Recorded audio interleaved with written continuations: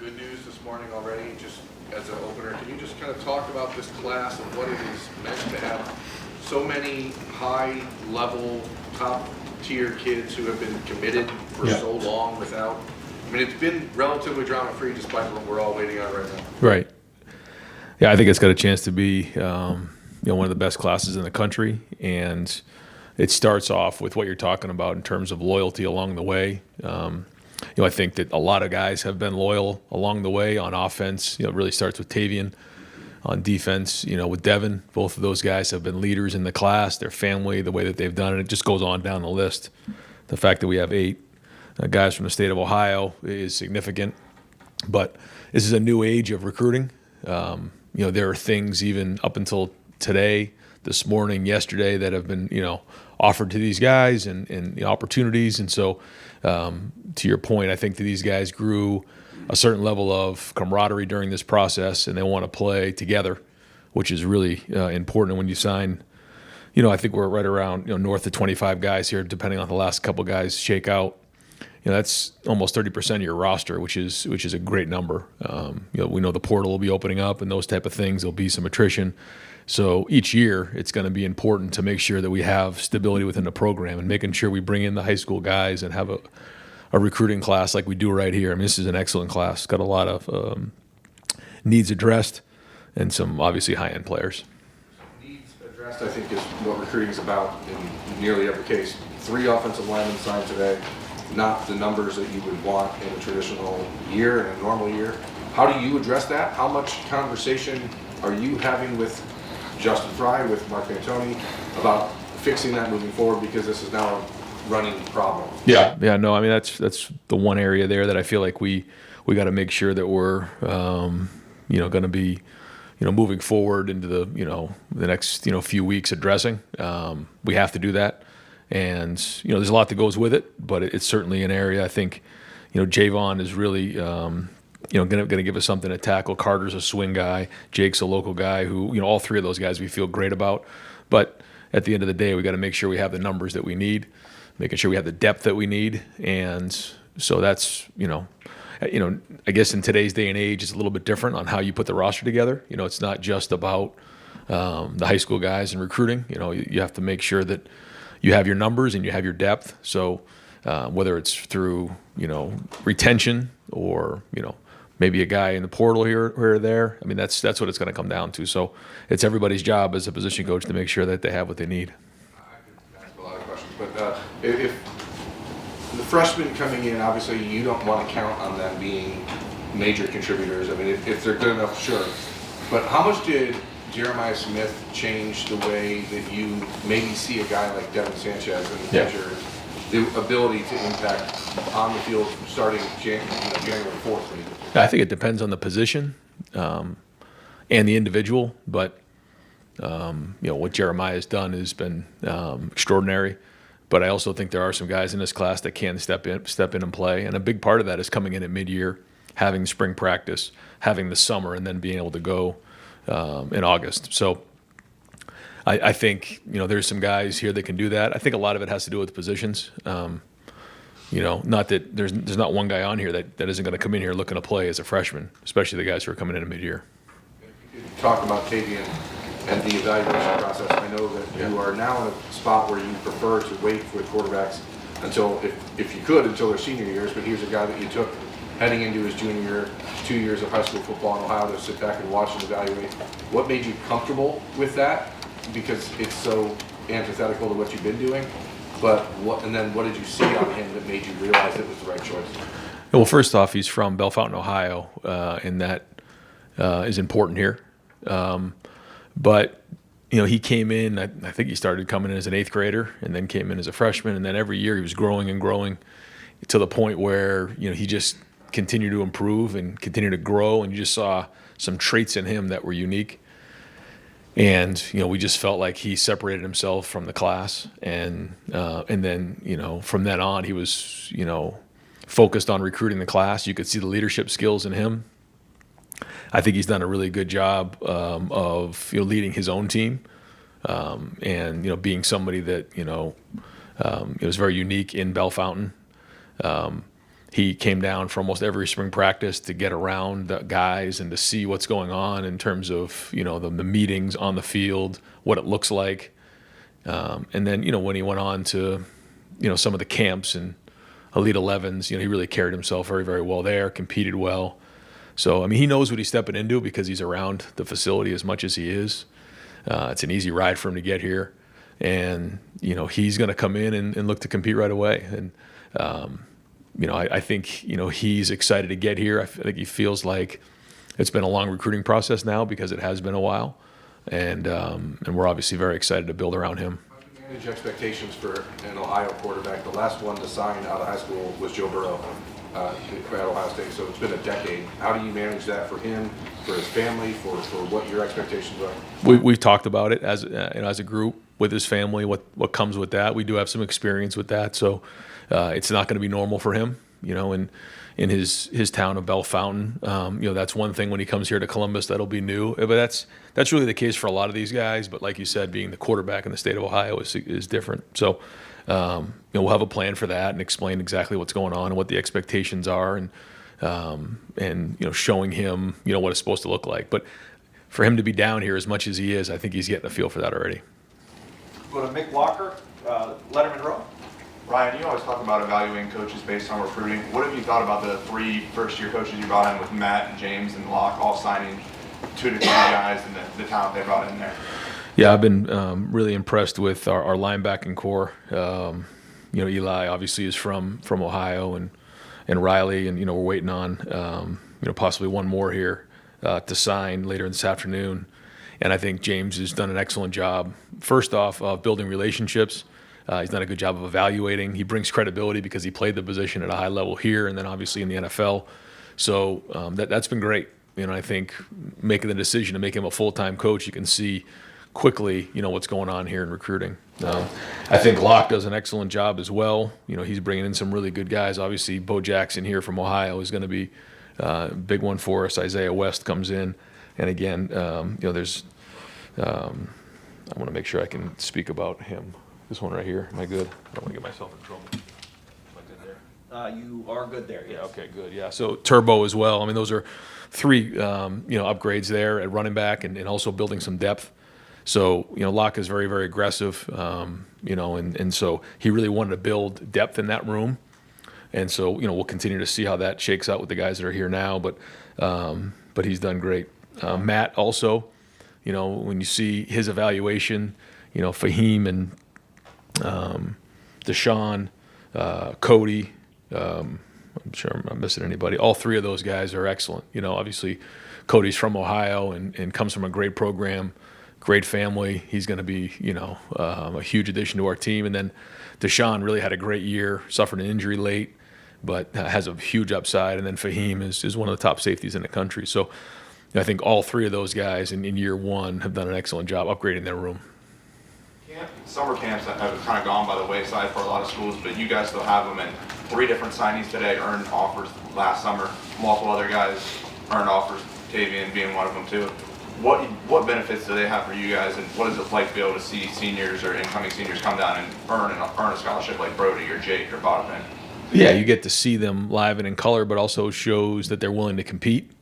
I think there's a lot of guys out there that, they feel like they deserve offers based on their film, which is great. But when you see guys come in, Aaron Scott did that. I can name a bunch of guys who came in and was like wanted to earn their scholarship or had already earned a scholarship, come down and continue to work. Nate Roberts did that in camp and was excellent. So I think those kind of guys, not only do they want to be here, but they're not scared of competition. And the coaches get a chance to see their skill set, right in front of them with their own eyes.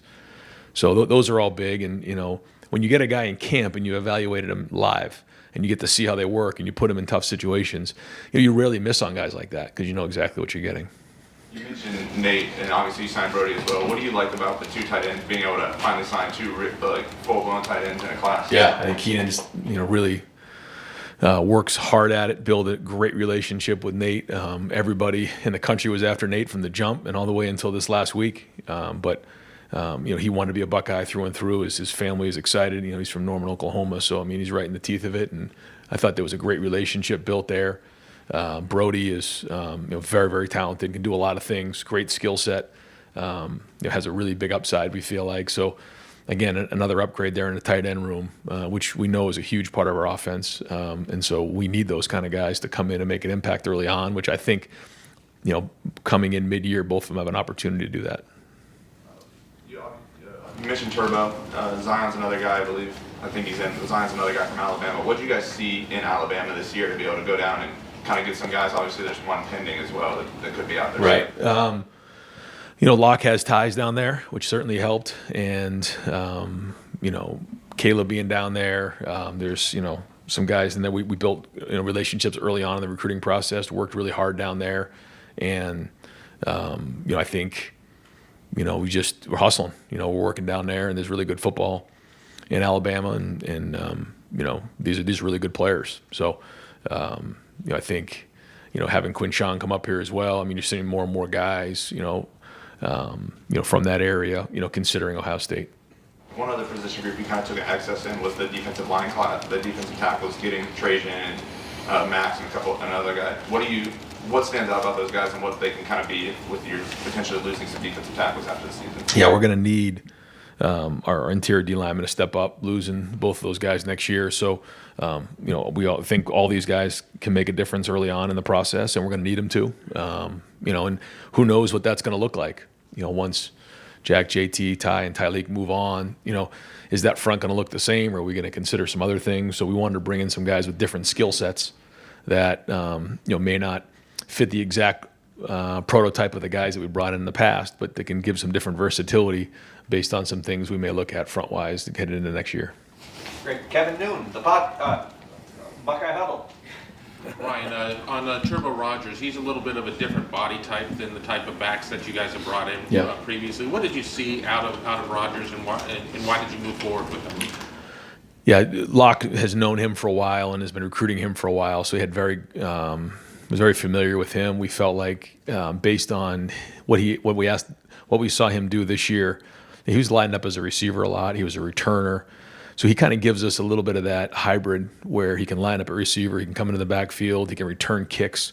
Haven't had a ton of those guys. Xavier Johnson was probably, the guy that was probably the best comp that way. And so whenever you can get guys like that, it's important. I think when you look at the way things are going in NIL with roster limitations, I think the more hybrid guys that you can bring in that can do multiple things will be important, especially this time of year when you're looking to make a run late in the season. You may take injuries. There's obviously the portal thing that we're working through right now. So guys who can do multiple job descriptions, I think their value is going to continue to increase, and I think Turbo is one of those guys. And one more, the receiver position, obviously recruiting under Brian Hartline has been very strong at the position. What are your thoughts of the receivers you guys just signed? Yeah, excited about them. I think Quincy really is a bigger receiver that is a different style than we've probably had. Obviously Jeremiah is big, but Quincy really, we loved his film going into last year. We felt like the game that he had against Chaminade, against Jeremiah's team the year before, was the one that really separated him for us. He really competed well, played well, and then you saw the season he had for Bergen Catholic this year. And Vito Campanelli does a great job with that program. It's a state championship program, and he's a big physical guy. And when you look at those guys, you look where Marvin was as a junior and senior in high school. Jeremiah's a little bit different, but those bigger guys, they grow into their bodies and just become stronger and faster. We think all that's going to happen with Quincy. Got a great work ethic, works really hard. Dez is the teammate with Deshaun at DePaul Catholic. We signed him early. We think, again, another versatile guy that can line up inside and line up outside, does a lot of great things. Phil Bell, has had a challenging fall, has been through some different things, but is very mature. Our comp for him is probably a Mecca, just with his physicality and the way he plays, and he could line up inside or outside as well. So again, versatility with him. And then Bodpin is kind of the wild card. He's a local guy who came to camp, did some great things, ran some really good times, and then you watch him run some routes, which he hadn't done a whole lot of in his high school career, and you see some really high-end things that he was doing, especially with his size at 6'4". And then you watch some of the games he had this season, very, very competitive, plays quarterback. So I don't know if that'll be a year one for him, but we think that he can be a very, very good receiver. So some different, styles of guys in there. But, you got to have 10 or 11 guys on the roster, and you want to be able to develop some guys. So we have some guys that'll probably be a little bit further along when they first walk in, and then some other guys that we're going to develop. Cameron T. Robinson, The Athletic. Ryan, you talked about Taven, and I know you obviously want to recruit Ohio, but is it a different feel when your five-star quarterback, you're with the future of this program, is from your home state, only 45 an hour from down the road? I think so. Yeah, it's the first time since I've been here that this has been the case, and it has certainly allowed him an opportunity to be around this more, to get a feel for it more, and to be more prepared when he walks in the door, because I think he was here for every spring practice. He was here for almost every game, and he'll walk through the door more prepared than if he was across the country. Dave Holmes, WSYX. Yeah, I know last year Jeremiah went to the last second, and you kind of referenced it at the beginning about the stress level the last day or two. Can you take us behind the curtain a little bit on NIL? And I mean, our kids saying, well, Miami says this, Bama can do this. I mean, what's the stress level nowadays in the last 24 hours to hang on to these guys? It's a little bit of both. There's some that you have question marks going into the last few hours just because of that. Others, you feel good about here's what it is, and you go from there. It's very different. You don't just there's not unlimited funds and opportunities for everybody. So I think everybody's managing it in different areas. I think there's different spots for everybody, and we I think put together a great class for where we are. And but yeah, I think the numbers have gone up significantly, and every time you get to a portal or a signing day, you just see the water rising higher. And so it's just part of the game, and we got to adjust. Andrew Gillis, Cleveland.com. Ryan, specifically with Bodkin and Deshaun, I guess, too, but when you're evaluating players who are going to play a different position in college, what are the things that you look for? Like with Bodkin and with Deshaun, I know Deshaun's going to play safety here, but like what specific traits do you look for? What things do you look for on film that you can see that are transferable to when he gets to campus? Yeah, it's you start with the film, and you look at the size, and you look at the play speed, and then you try to get a live evaluation, which we're able to do with both of those guys, to see what it looks like in person. You want to get an idea for both of those positions on ball skills, how they track the ball, tackling obviously for safety, for wide receiver, change direction, body control. So you just use as many of those things as you can, and then you look at them play the game. Because everything else is fine, but you got to see them play the game of football. And you watch Deshaun, run and hit and see the ball and make plays on the ball, and you watch Bodkin compete, and he's playing quarterback, he's moving all over, he's a football player. And those are the things you look for, and then you obviously look to see how they compete in big games. Pat Murphy, 24/7 Sports. Right. You've talked in the past about leaders in the class. I think obviously Taven is one of those, but who were those guys in this group, and how important were they to kind of keeping things together like you touched on? Yeah, on offense, like I mentioned before, it was Taven. I think Carter Lowe also was solid in this thing and brought a bunch of guys together. He was strong. On the defensive side, Devin and both his parents were very much involved as well. They were excellent during the whole process. And a lot of these guys, as you can imagine, you had people coming at them from all over the place. But just the overall loyalty there was great. Fahim was in the middle of that. We had a great group of guys from the state of Ohio that stuck together during this whole process, because it just never ends. It just keeps coming at them, recruiters and all the way up until last week. So I'd say those, Cody and his family were great. Eli Lee's family was great. Riley Pettijohn and his mom and dad were great, because a lot of it has to do with the parents too, because they meet each other on the recruiting trips and they build relationships, and so I think they did a great job of sticking together. You mentioned Carter. I think a lot of people look, an Ohio lineman, he should come to Ohio State. Yeah. What do you guys like about him? I know there's other guys that were out there that you were interested as well, but he's a guy who seems like maybe he could surprise some people, even though he's a highly ranked Ohio. Well, first off, he can play, a couple different positions. He's got good size. He played basketball. He's got good feet. Very competitive, and wants to be at Ohio State, and knows what it means to be a Buckeye. All those things add up. Tough, physical, But again, I think he could play, a couple different positions. He could play tackle if we need him to. He could play guard. He's got the size to do that. He's got the feet to do it. So, we'll kind of see when he gets here, but, we're hoping that he can make a difference early on. Let's go to Dave Biddle, 24/7 Sports. We can open up for anything now? Okay. Ryan, against Michigan,